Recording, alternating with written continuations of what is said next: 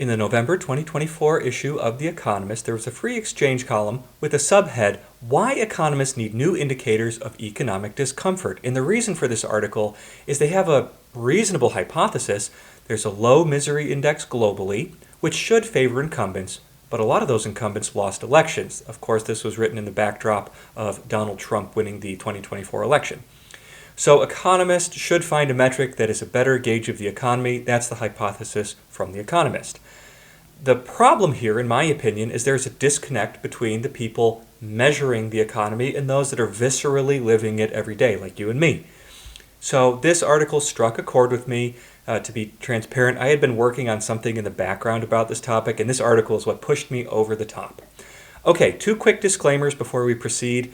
My intent is to approach this topic from a neutral political perspective. I don't have a home team that I root for. I'm not trying to support one team over the other, although I am going to make a few sharp points. So, if you want to disagree with me on the merits of my points, not because I'm supporting one political party or the other, because I'm not.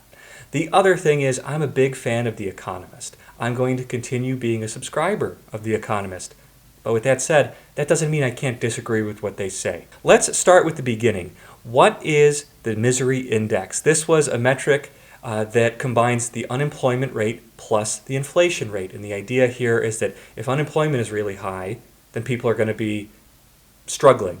If the inflation rate by itself is really high, that's difficult because the value of your money is being reduced, and you can't buy as much as you used to. Your money doesn't go as far as it used to. And when you take these two things and put them together, that's a really, really painful economy. Nobody has jobs, and the value of their money is being reduced. Economists actually have a term for this economic condition called stagflation, which I think is a pretty good one. What I have here is the misery index over the Carter and Reagan administrations. The misery index was first introduced in the early to mid 70s, and you can see the misery index got as high as a little over 20, almost 22%. 22, it's just an index, it's a score, and then it has fallen. And to the point of the article, I have this second chart here that shows a recent read on the misery index. In 2015 to roughly 2019, it was 5 or 6. Then it shot up during the first part of the pandemic.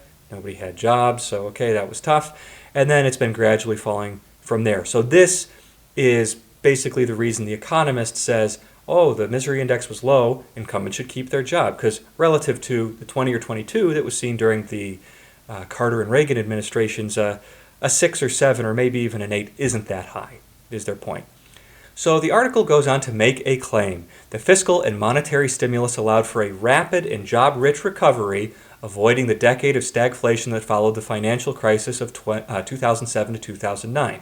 So what they're saying is that in the response to the pandemic, the government response was much more robust, was bigger, and it was rapid and job-rich.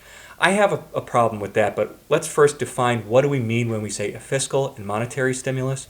So starting with a fiscal stimulus, that's an increase in spending or a decrease in taxes.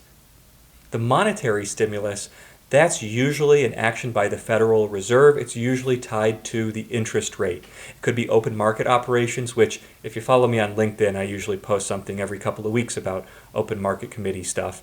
My position is that the prior fiscal and monetary stimulus left a bad taste in people's mouths.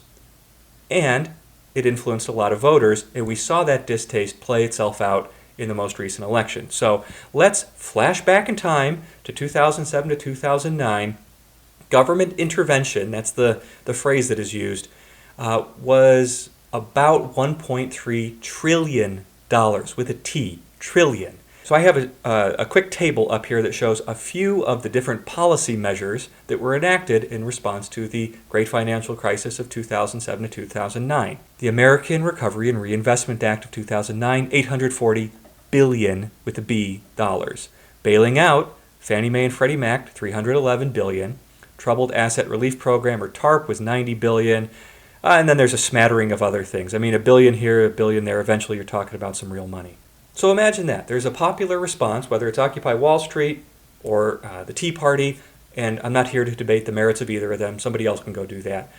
But the takeaway is that imagine that, bailing out profligate banks, that made risky loans and had them blow up in their face. And this is even after capturing the SEC and Moody's and S&P and anybody who does any rating.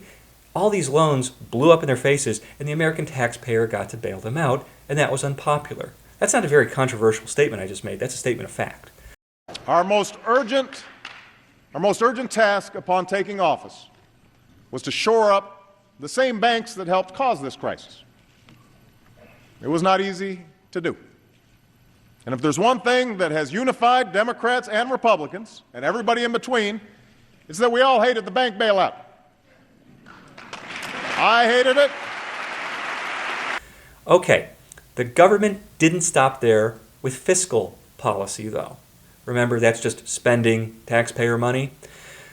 They also included 7 years of a zero interest rate, or ZIRP, sometimes you'll see it referred to as ZIRP, policy that was an ongoing handout to financial institutions. What I have here is the Fed funds effective rate from 2006 to current, and you can see there's a period of years where the interest rate was virtually zero.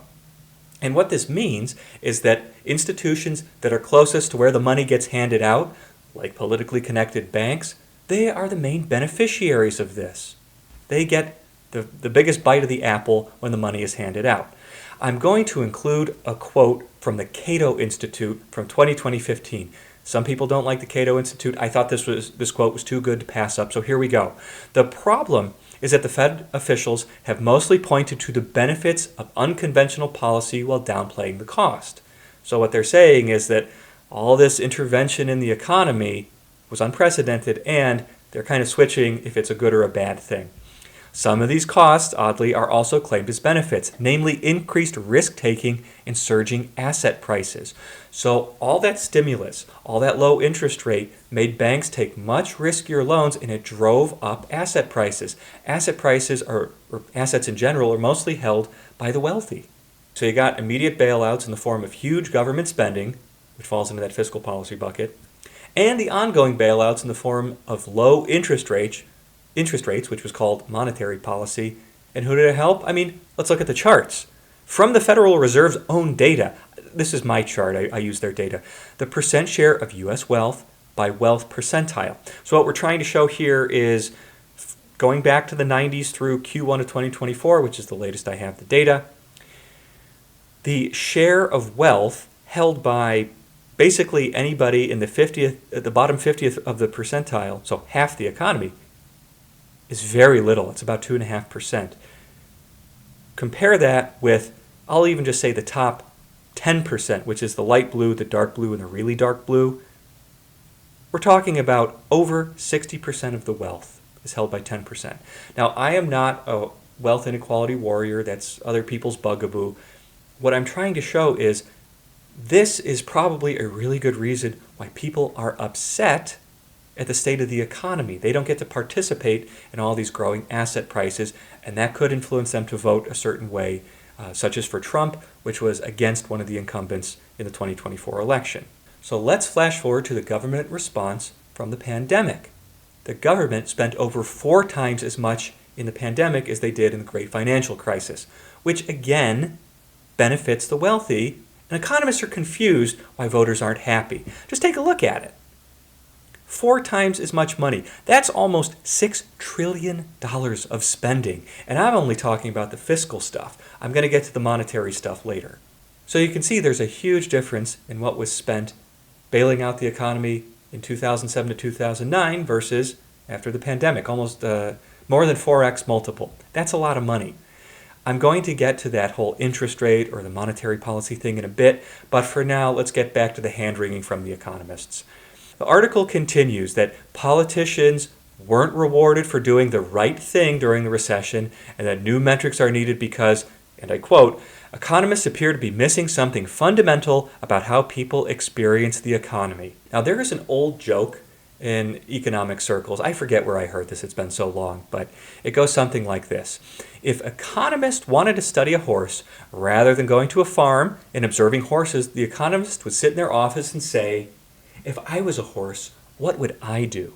The point here is that the economists are out of touch with how the world is working, and they need to stop relying on these too clever by half models. Thinking back to that misery index, that's a really aggregate rolled up number. It has the benefit of being simple. It's a 4.2 or a 7.3 or a 19.1. Okay, that tells me something about the state of the economy, but it doesn't tell me something for everybody. It lacks nuance because it's aggregated so high. A wealthy person is going to have a very different feel about the misery index than a poor person or somebody in the middle class. And I think that is the level of detail that economists are missing. So what they tried to do is come up with the Barrow, I hope I'm saying that the right way, Barrow, B-A-R-R-O index, where they take the unemployment rate and the inflation rate, so the misery index, and add in long-term interest rates and the estimated gap between economic growth and its potential, which I think that's a pretty good idea. It's a good intuition. It turns out this wasn't a very good metric, a predictive metric. It failed during that Gore versus Bush election back in the early 2000s. And quite honestly, it's quite difficult to measure the gap between current growth and what a potential economy could do. So there's a little bit of squishiness in that one. I don't fault economists for that. It's just a hard number to come up with. So the Barrow or Barrow index, again, I'm sorry, I'm pronouncing your name the wrong way, but it made two important observations. Number one, the starting point matters. Even though the economy, by certain metrics, has been relatively good as of late, it is painful to have high unemployment and high inflation, even when everything else is looking okay. So the Economist dropped this quote, which kind of made my head explode. Real disposable income is still far lower for many Americans today than in 2021, despite a red-hot job market. Yeah, that's it. Finally, it took over 500 words, this is like 2/3 of the way through the article, to hit the point. This is exactly it. Most of the people in the economy feel poorer today than they did before. I have a chart here that shows in light blue nominal wage growth compared to inflation, which is in that medium blue. And the real takeaway here is real wage growth. Real wage growth in this period was negative. Your purchasing power was less for years during the pandemic, and only recently did it start to catch up and have a growth in your real purchasing power. So people were feeling poorer for years, and the Economist is confused about why they didn't like the state of the economy. But I'm not done there. I can continue. The Federal Reserve, coined a term excess savings, which I have a chart right here to show you what that looks like, and the basic idea. If there was not a pandemic, they had a trend for what savings were going to do. Because there was the pandemic and the government sent out a couple of stimulus checks, they posit that the rate of savings went up like this, so what they're trying to do is find the difference between those two things. And their big takeaway is that there was a buildup of savings from 2020 to about the middle of 2021, and then that started to draw down. So let me show you this other chart. This breaks it down by month. By April of 2020, people were building up a lot of excess savings. Again, they were locked down, nowhere to spend money. And by, June, July, August of 2021, they were starting to have to spend more than they were taking in. So this red amount for, is that 2.5 years? That's them drawing down their savings. And again, economists are confused that when people are forced to draw down their savings cushion, that they don't feel really good about the economy. That's bizarre. If you see your pool of money, your backup shrinking, then you're going to feel anxiety because, oh my gosh, if we run out of this, I don't know what we're going to do. This is not a good thing that the Federal Reserve thinks it is. Okay, back to the Barrow or Barrow index. Number two, the second point is interest rates matter. They are important prices for the standard of living. They're prices in the sense that a high interest rate means the price of getting a mortgage and buying a house is more expensive than if I have a low interest rate. Recent studies show that accounting for interest rate explains the gap in consumer confidence versus hard economic indicators. So when the Economist says hard economic indicators, they're talking about GDP growth, they're talking about unemployment rates, labor force participation, all the numbers that you can point to that say the economy is doing well.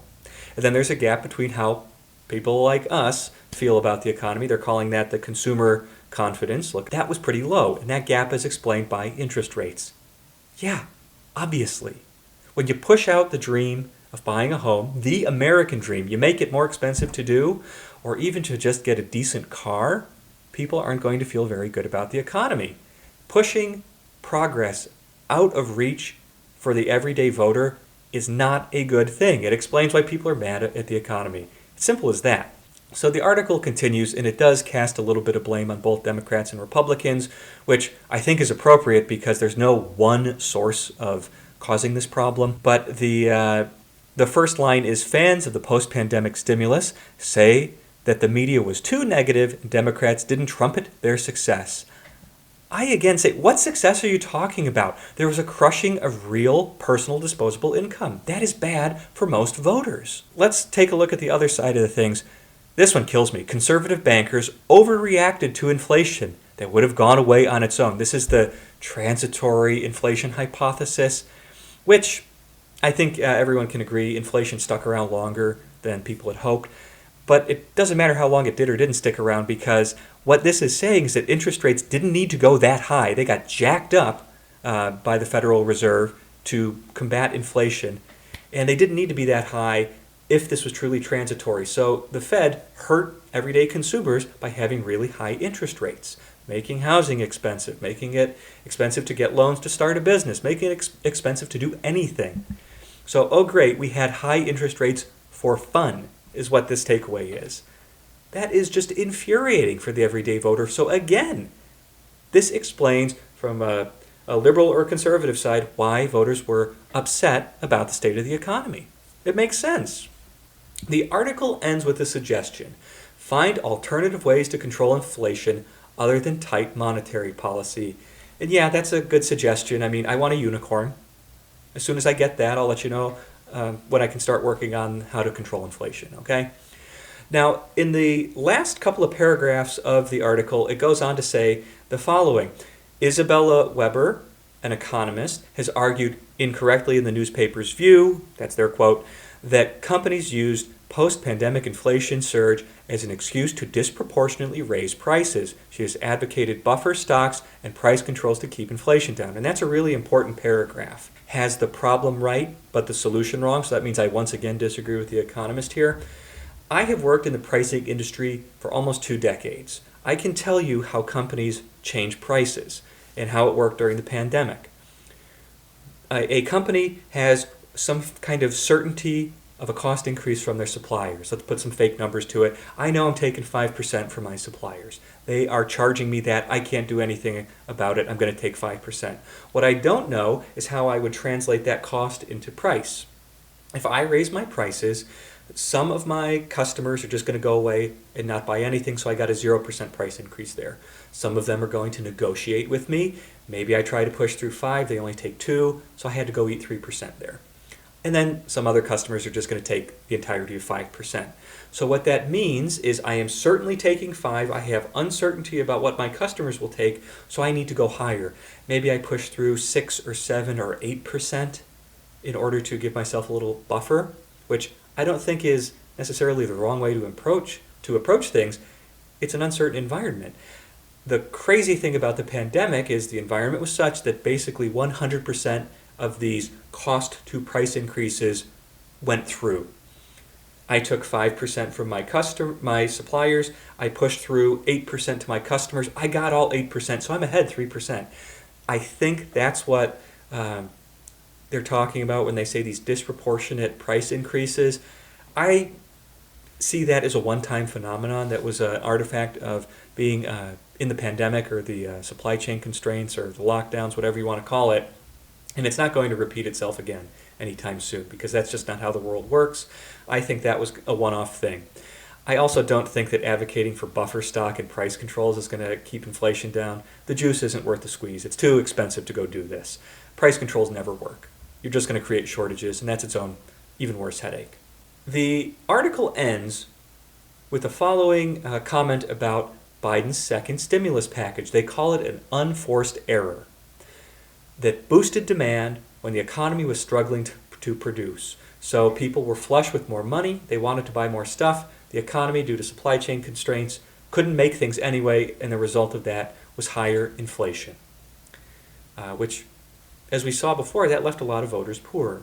So to bring this all home, I think it's pretty obvious why voters were upset. They had an erosion of their own purchasing power.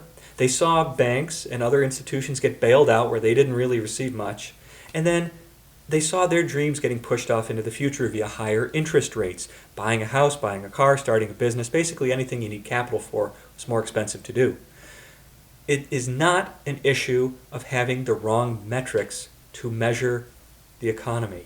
It's looking below the fold and getting a little more granular to understand the experiences of the day-to-day person who has to live with these policies that, as the article showed, a lot of times they're wrong. So let me know what you think. Does this explain why voters were upset and why they voted the way they did, why the incumbents were out, and why Trump won? The economy was the #1 issue for voters. I'm also interested to know, what do you think is going to happen with the economy in 2025? I've written elsewhere about what I think is going to happen. The Trump administration is probably going to raise tariffs. They are probably going to get involved in some form of either immigration reduction, fewer people coming in, maybe deportation, unclear exactly how that's going to shake out, and they're probably going to cut deregulation and taxes as well, which in my opinion is a recipe for a much higher rate of inflation going forward. We almost got to the Fed's 2% target, and I think we're going to see an acceleration of inflation going forward. Let me know what you think either way, and I'll talk to you soon. Goodbye.